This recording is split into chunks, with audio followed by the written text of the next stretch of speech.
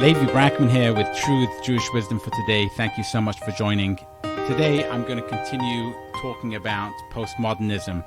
But before I begin, please, if you like this podcast, like it wherever you find it, leave a review, let others know about it. That way other people can also benefit from the content. Thank you so much. Now that we have that out of the way, let's jump right in to the content that we're going to talk about today.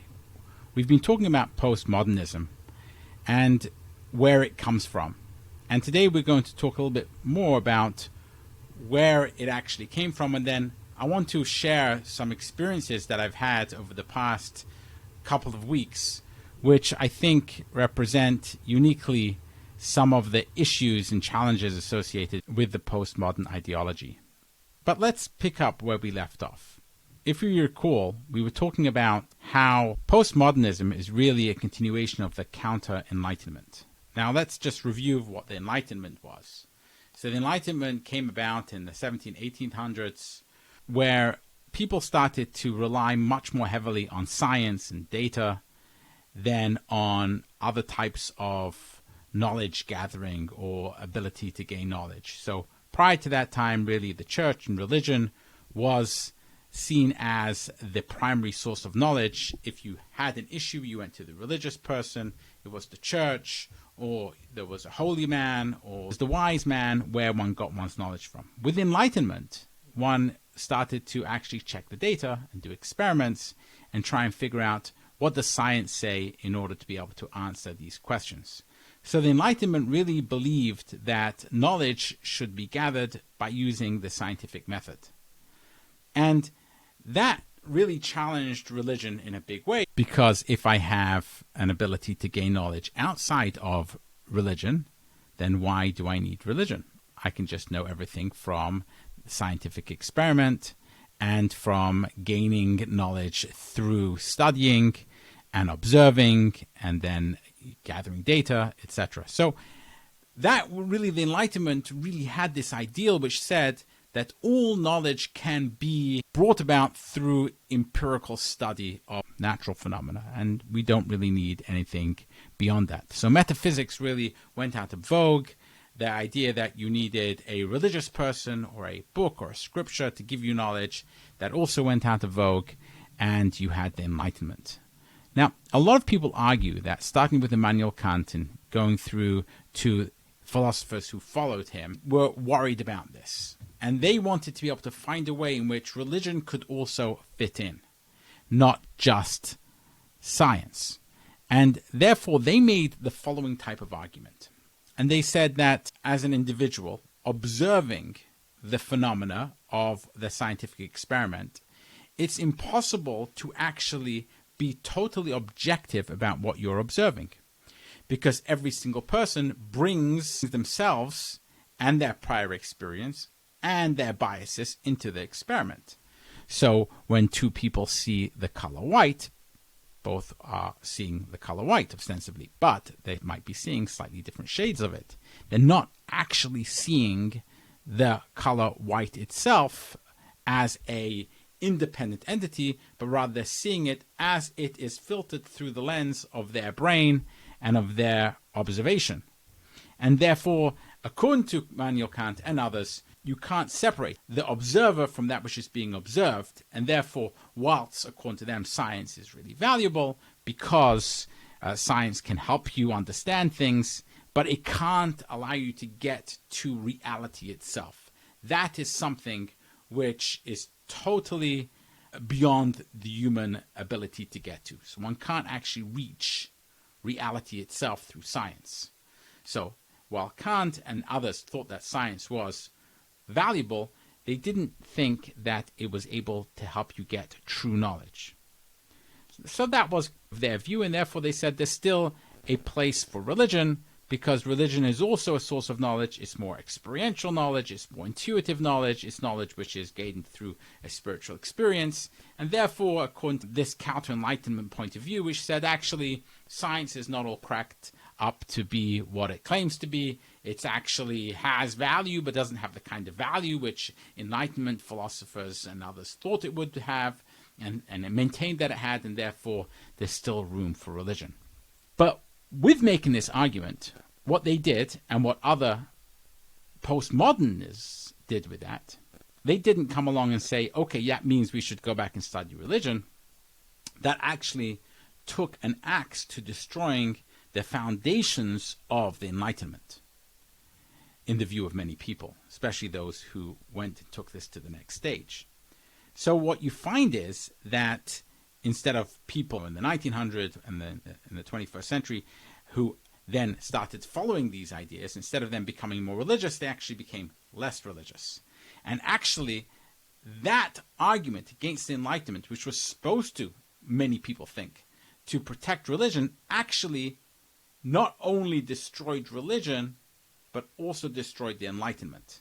And I'm going to explain how that happened. As a matter of fact, I'm going to quote here Moses Mendelssohn, who was a Jewish Enlightenment figure.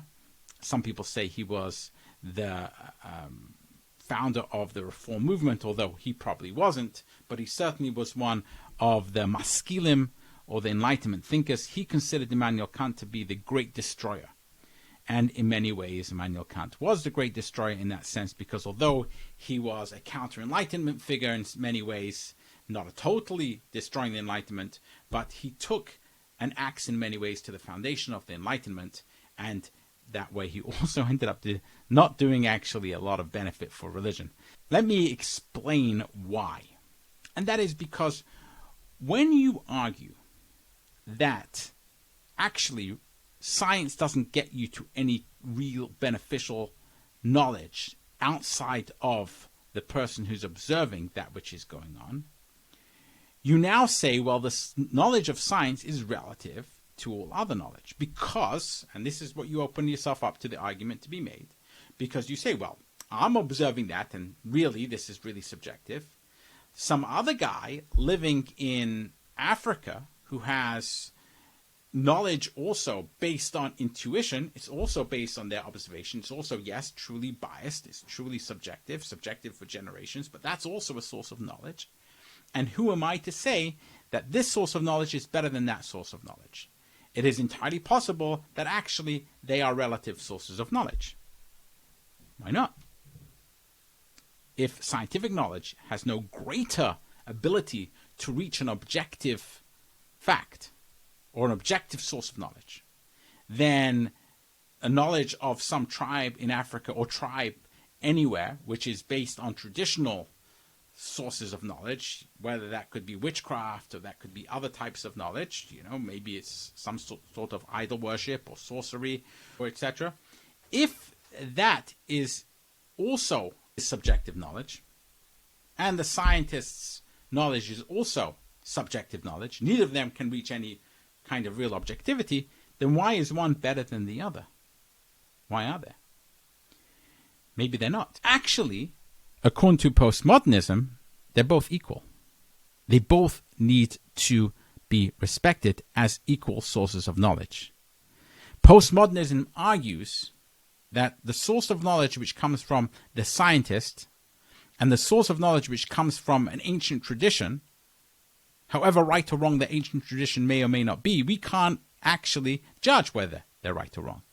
They have to be seen as equal because they're both sources of subjective knowledge.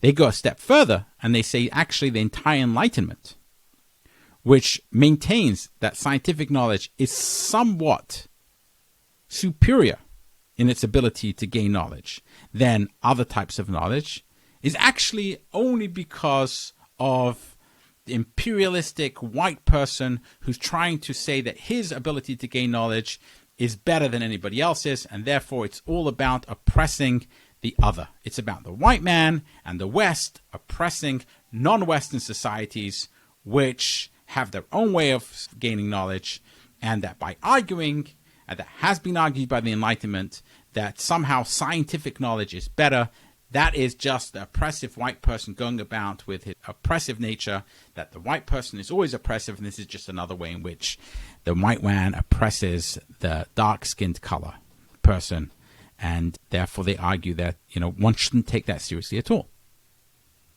So now we have any source of knowledge, wherever it comes from, is all equal, according to the postmodernist.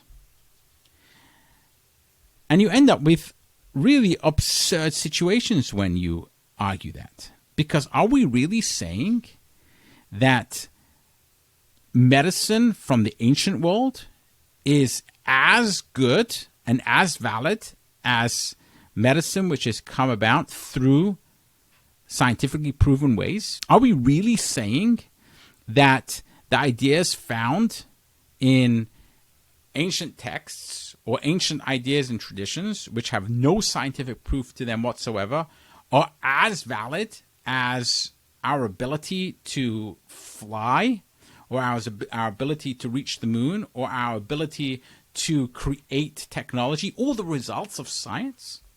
Is that what we're really saying? Yeah, well, that is kind of what they're saying. I'll give you an example of this. I was talking with someone yesterday, and she said to me that she works with all kinds of people, and when she walks into a room of people from a different culture, she has to walk in with tremendous amount of humility, because she can't walk in there with her own preconceived notions, but she has to have the humility to realize that whatever experiences those people have had are just as valid, and the knowledge sources that they have is just as valid as her knowledge sources. So she's not coming to teach them anything, but she's walking in there in order to learn from them and understand the perspective that they bring, and their perspective is just as equal to her perspective. So you might say, well, that sounds lovely. And in many ways it does. However, the issue which one has with that perspective is that one is saying that whatever these people bring in, I have to accept that it is just as valid as whatever I bring in. Now, that doesn't mean one can't learn from everybody. There's the wisdom teaching, which is found in Ethics of the Fathers in Judaism, which says that who is a wise person? A person who learns from everybody. Yes, you should learn from everybody. And sometimes you learn from some people what not to do. And sometimes you learn from some people that they have bad ideas. So one definitely should learn from everybody. There's no doubt about it. But that doesn't mean that everyone's ideas are equal. It doesn't mean that everyone's culture is just as valid as the other person's culture. Let me give you another example of where this idea really comes in, which is maybe a little bit more pronounced.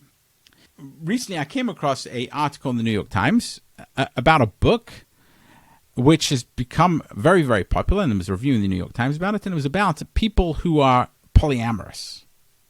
So polyamory, for those who don't know, is the idea that you can have multiple partners. And the concept is you have one primary relationship, and then you're open to have all other types of relationships. So not as opposed to monogamy, which is where you have just one relationship with one partner, one romantic partner. So a husband and wife, one husband, one wife, that's monogamous. And then you can have polyamory, which is like each partner can have multiple partners.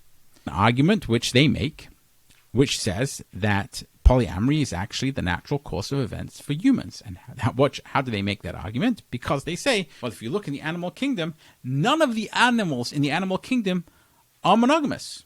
They're all polyamorous. And therefore, the natural state of things for us mammals, because we're just another source of kind of animals, according to them, and why not? By the way, who says any kind of human knowledge is any better than animal knowledge? Because just because we think it is, that might be us in some ways trying to oppress the animal kingdom by thinking our knowledge is better. Maybe it's not.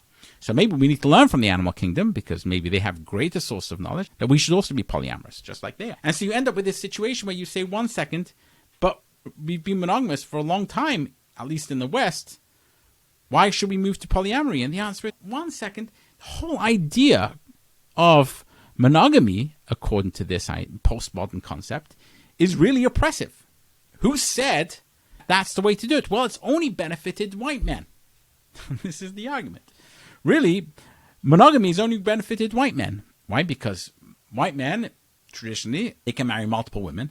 Women can't marry multiple men. And then eventually you had feminism, which said, 1 second, why should men be able to marry multiple women? And that was changed over time, that no, you shouldn't be able to have men marrying multiple women. It should be one woman, just like a man expects the woman to be faithful only to him. The woman should be able to expect that the man be faithful to her.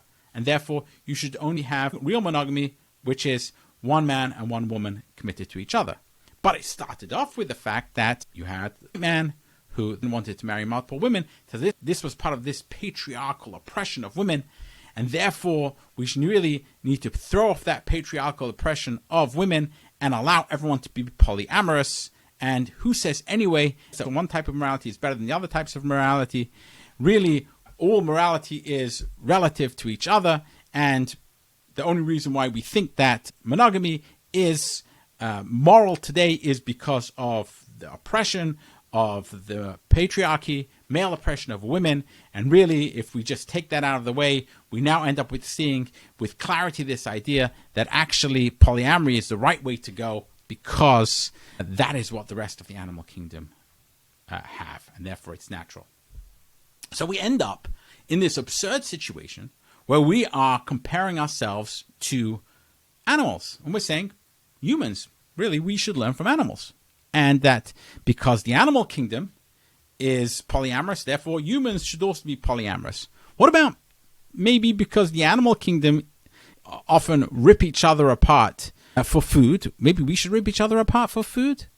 What about the animal kingdom which eats grass all day and can't look up and can't speak? Maybe we should mimic that too. Maybe that's the natural way of being.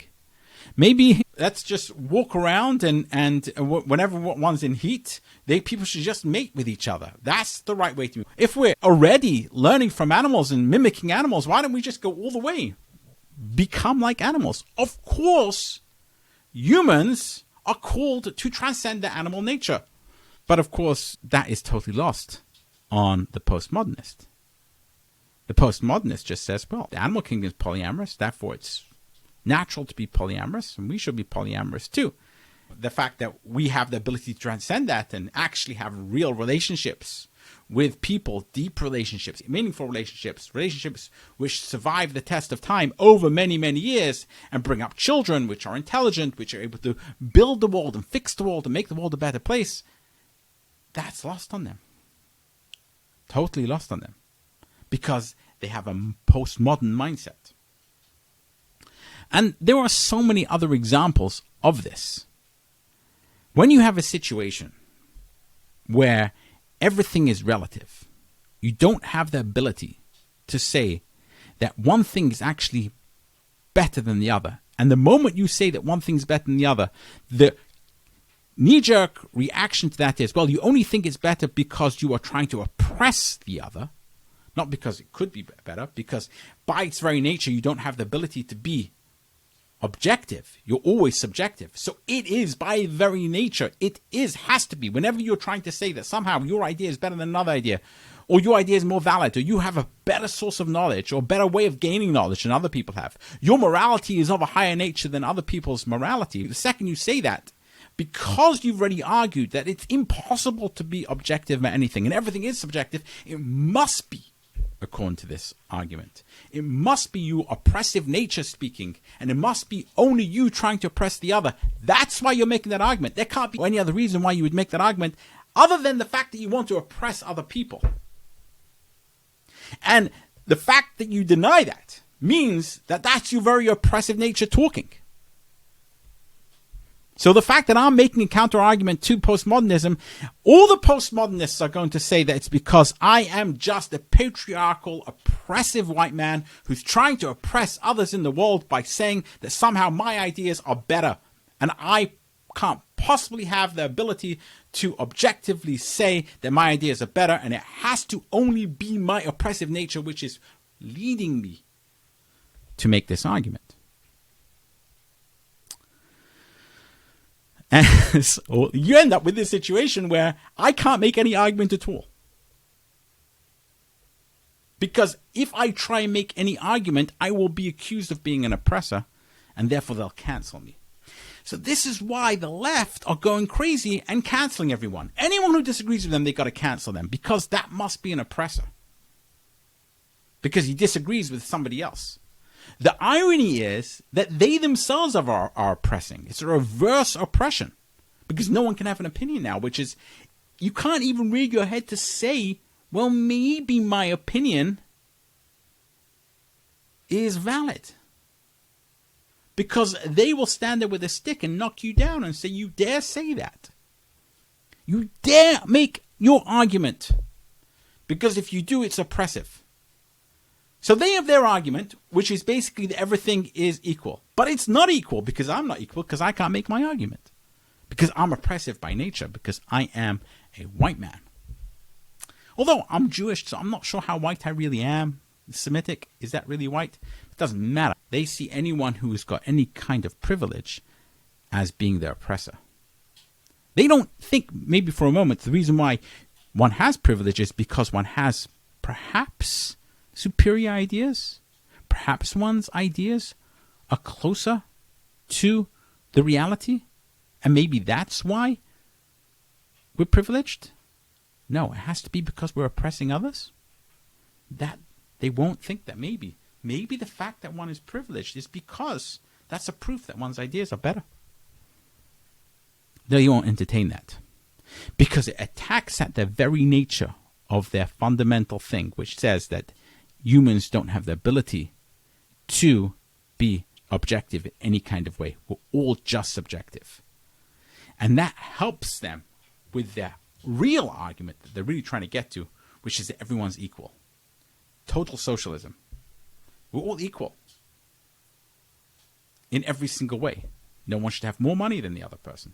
It leads you to communism. If I can convince everybody that we're all actually equal, we're all just, this is why the left have jumped on this postmodernism like crazy, and they will do everything they can to try and shut down any kind of argument against it. Because when you convince people, and a lot of young people are being convinced of this now, that everyone is equal, and that no one has an ability to actually gain greater knowledge. No one has the ability to be more objective than the other. So we're all the same. And if we're all the same, then everyone should be treated the same. And that's where you end up with communism. Everyone's the same. You all live in a commune. And we know where that leads. To the gulag. So this is why this concept of postmodernism is so corrosive. And it leads to terrible places. Just to finish up my polyamory argument, polyamory is never good. The people who get hurt most from polyamory actually are women. I ended up picking up this book. The lady who's the author, and I don't remember her name, it ends up being terrible for her, trying to be polyamorous. It's depicted as great for her husband, but terrible for the lady herself. And I guess this is just one example, but it would seem to me that it's not good for a woman to be in a marriage where she has sister wives. I know she's one of many wives. And it's probably not good for her to be in a marriage where she and her husband have multiple partners. Probably the best thing is for them both to be in an exclusive marriage, if the marriage is happy. But the argument of the other way, 1 second, monogamy is as good as polyamory, and therefore we shouldn't have this morality at all, and it's all subjective, and they're all morally equivalent to each other, that ends up not hurting men most, but it ends up ironically hurting women a lot more. And you can't build families in polyamory. You can't really build a society with families, which are the building blocks of productive societies, in a polyamorous society. So it's really destructive in so many ways. But once you have this idea that everything is equal and everything is just morally equivalent to each other, then why not?